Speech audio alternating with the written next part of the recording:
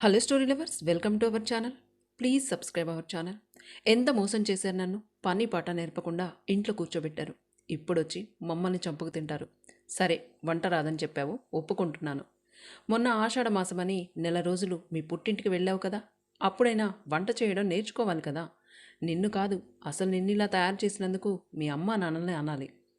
అక్కడ సక్రమంగా పెరుగుంటే ఇప్పుడు ఇలా తయారయ్యేదానివి కాదు అని అరుచుకుంటూ బయటికెళ్ళిపోయాడు ఆయన. నా పేరు సౌజన్య. పేరుకు తగ్గట్టు అందంగానే ఉంటాను. అమ్మా నాన్నలకు ఒక్కగానొక్క కూతుర్ని. ఎంతో గారాబంగా పెంచారు. ఈ మధ్యనే బీటెక్ పూర్తయింది. ఇంకా పేరెంట్స్ ఊరుకుంటారా? వెంటనే మంచి సంబంధం చూసి వారం రోజుల్లో పెళ్లి చేసేశారు. ఒక్క పిల్ల, అంత తొందర ఏంటి అంటారా?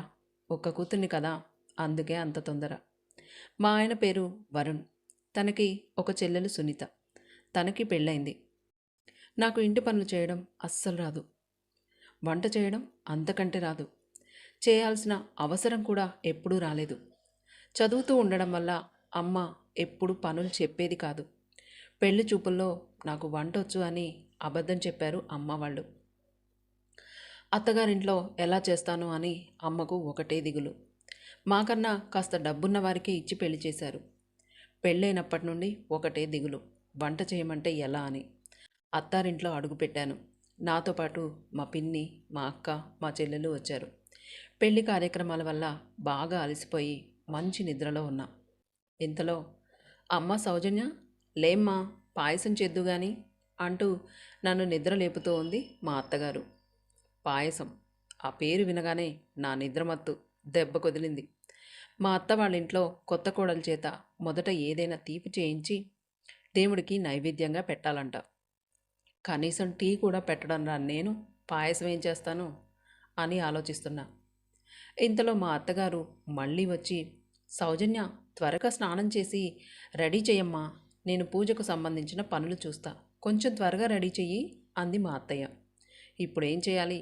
ఫస్ట్ అయితే స్నానం చేద్దాం, తర్వాత సంగతి తర్వాత అనుకొని స్నానం చేసి వచ్చి వెంటనే అమ్మకు ఫోన్ చేశా. అంతా విన్న మా అమ్మ పిన్నితో ఏం మాట్లాడిందో ఏమో కానీ పిన్ని నాతో పాటు వంటగదిలోకి వచ్చింది. పిన్ని అన్నీ ప్రిపేర్ చేస్తే నేను స్టవ్ దగ్గర నిలబడి కలయబెట్టా. మొత్తానికి పిన్ని వల్ల నా గండం గట్టెక్కింది. పాయసం తిన్నవారంతా అద్భుతం, అమోఘం అనుకుంటూ మెచ్చుకున్నారు. మా మామగారైతే మా అత్తను దెప్పి పొడుస్తూ, ఎప్పుడన్నా ఇంత అద్భుతంగా చేశావా, అమ్మాయి చూడు అమృతంలా చేసింది అన్నారు. తిన్నవారంతా సూపర్గా ఉందని మెచ్చుకున్నారు. అసలు సంగతి తెలిస్తే వీళ్ళంతా ఎలా రియాక్ట్ అవుతారో అని ఓ పక్క నాకు భయంగానే ఉంది. ఈరోజు ఎందుకో ఆయన చాలా సంతోషంగా కనిపించారు. ఎందుకో మరి. నేను వెళ్ళి మంచం మీద కూర్చొని అడిగా, నిన్ను నా భార్యను చేసినందుకు ఆ దేవుడికి ధన్యవాదాలు చెప్పుకోవాలి అన్నాడు. ఎందుకండి అని అమాయకంగా అడిగా. ఎందుకంటావేంటి, అమృతంలో వండి పెట్టే భార్య దొరకాలంటే అదృష్టం ఉండాలి మరి అన్నాడు. ఏమండి, మీకో విషయం చెప్పాలి. చెప్పు. అది అది అది అని చెప్పడానికి సంశయిస్తున్నావెందుకు, త్వరగా చెప్పు. అది అది ఏంటి ఏంటి ఎవరినైనా ప్రేమించావా? కాదండి. మరి ఇంకేంటి, త్వరగా చెప్పు. నాతో ఏ విషయమైనా నిస్సంకోచంగా చెప్పు, పర్వాలేదు, నేనేమీ అనుకోను. మా అమ్మ వాళ్ళు మీతో ఒక అబద్ధం చెప్పారు. ఏంటది, తొందరగా చెప్పు. ఏం చెబుతావా అని టెన్షన్గా ఉంది నాకు. అదేంటంటే నాకు వంట చేయడం అస్సలు రాదు. ఇంటి పని కూడా అంతంత మాత్రమే. అయ్యో, ఎంత పని చేశావు. జస్ట్ ఇప్పుడే దేవుడికి ధన్యవాదాలు చెప్పుకున్నా.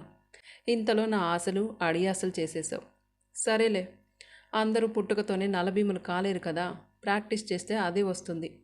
కంగారు పడాల్సిన అవసరం ఏమీ లేదు. ఇంకా ఈ విషయం గురించి మర్చిపో, నేను చూసుకుంటానులే అన్నారు ఆయన. నా మనసు కాస్త తేలికపడినా భయం మాత్రం పూర్తిగా పోలేదు. ఇక చుట్టాలందరూ బయలుదేరారు. మా పిన్ని వాళ్ళు వెళ్తుంటే నాకు దుఃఖం ముంచుకొచ్చింది. అందరినీ ఏడిపించేశాను. వాళ్ళు వెళ్తున్నారు అన్న బాధ కన్నా వంట ఎలా చేయాలన్న బాధే ఎక్కువైంది నాకు. మా అత్తమ్మను తలుచుకుంటేనే భయమేస్తుంది. అందరూ వెళ్ళిపోయారు. నేను బాధపడటం చూసి అందరూ నన్ను ఓదార్చారు. ఈ బాధతో కొంచెం ముభావంగా ఉండడంతో కొత్త కోడలికి అప్పుడే పనులు చెప్పి ఇంకా ఎందుకు బాధ పెట్టడం అనుకున్నారో ఏమో, మా అత్తగారు వంట వార్పు అనుకుంటూ నా జోలికి రాలేదు. నా బాధ పోగొట్టాలని ఆ ఊరని ఈ ఊరని తిప్పేవాడు మా ఆయన. మా రెండు కుటుంబాలకి బంధువులు చాలామందే ఉండడంతో వాళ్ళ ఇళ్ళకి వెళ్ళి తినడానికే 2 నెలలు పట్టింది. ఇంతలో ఆషాఢమాసం రావడంతో నన్ను పుట్టింటికి పంపించారు. ఇక నా సంతోషానికి అవధులు లేకుండా పోయాయి. రాక రాక ఇంటికి రావడంతో మా అమ్మ నన్ను ఎటూ కదలకుండా చూసుకోసాగింది. ఉదయం లేటుగా లేవడం, టీవీ చూడడం, నిద్రపోవడం ఇవే నా దినచర్యలు.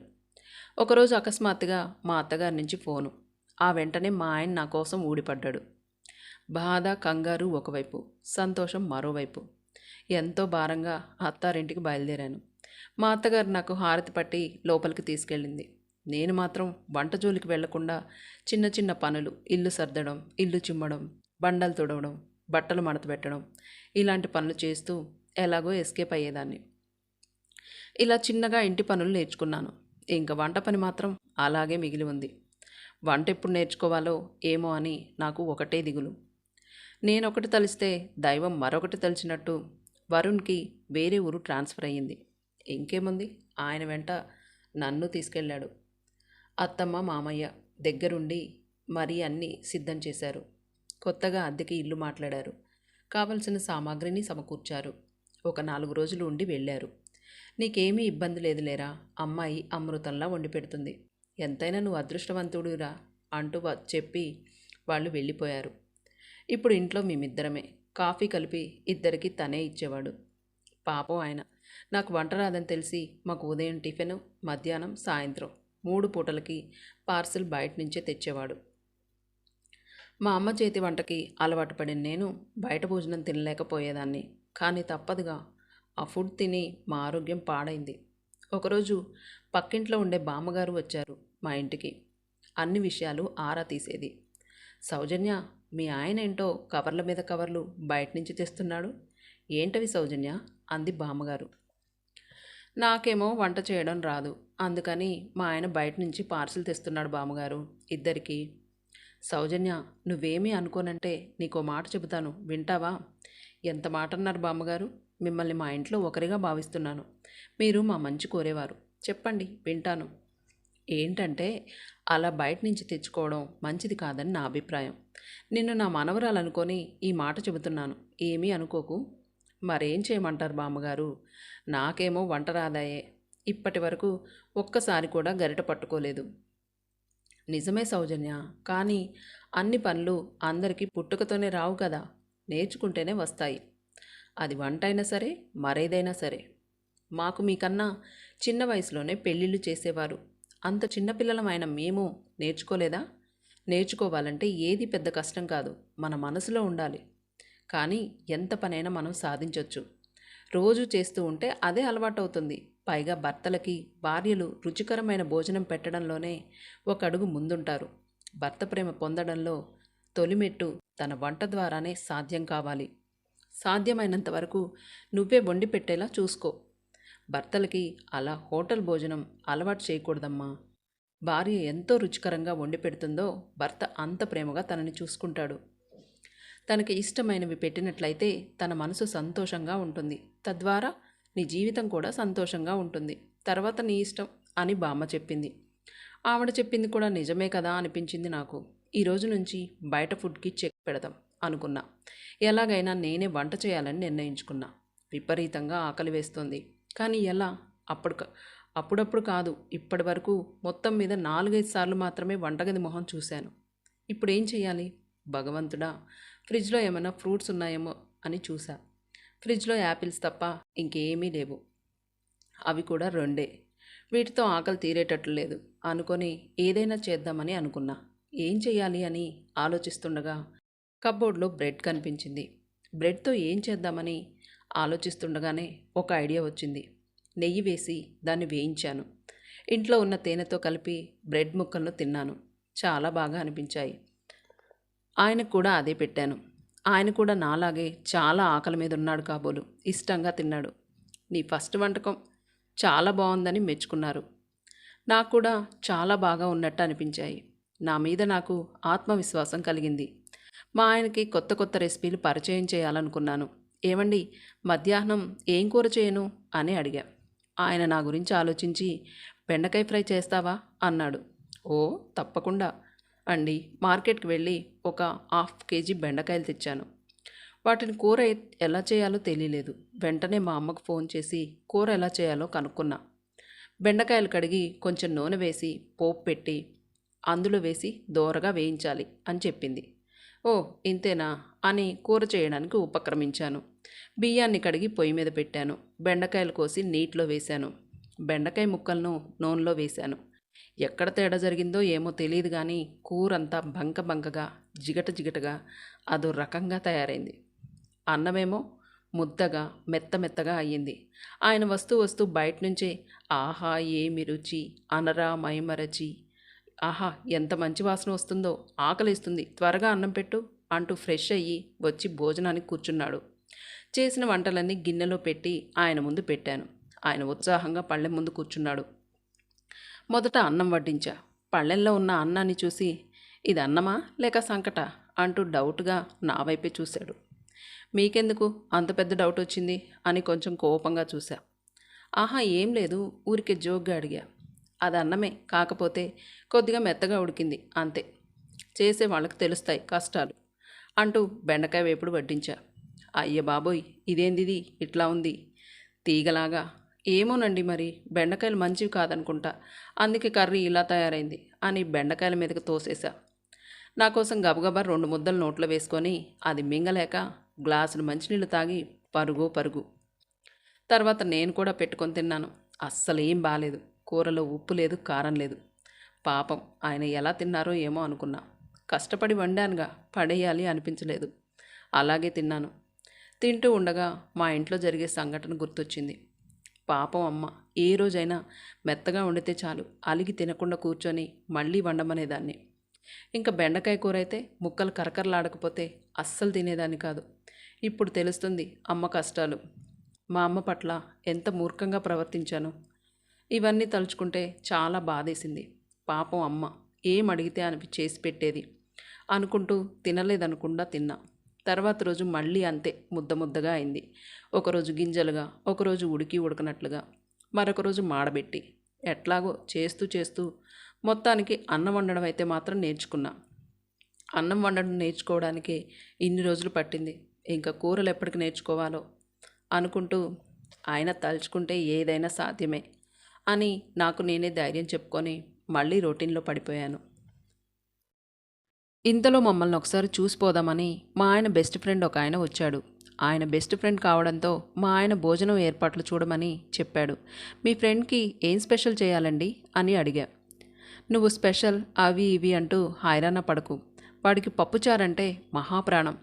వేడివేడి అన్నం, పప్పుచారు, అప్పడాలు, పెరుగు ఉంటే చాలు, ఇంకేమీ అవసరం లేదు వాడికి. ఇప్పుడే అలా బయటికి వెళ్ళి వస్తాం, ఈలోపు నువ్వు వంట రెడీ చేయి అనుకుంటూ వెళ్ళారు. అన్నం కరెంట్ కుక్కర్లో పెట్టాను.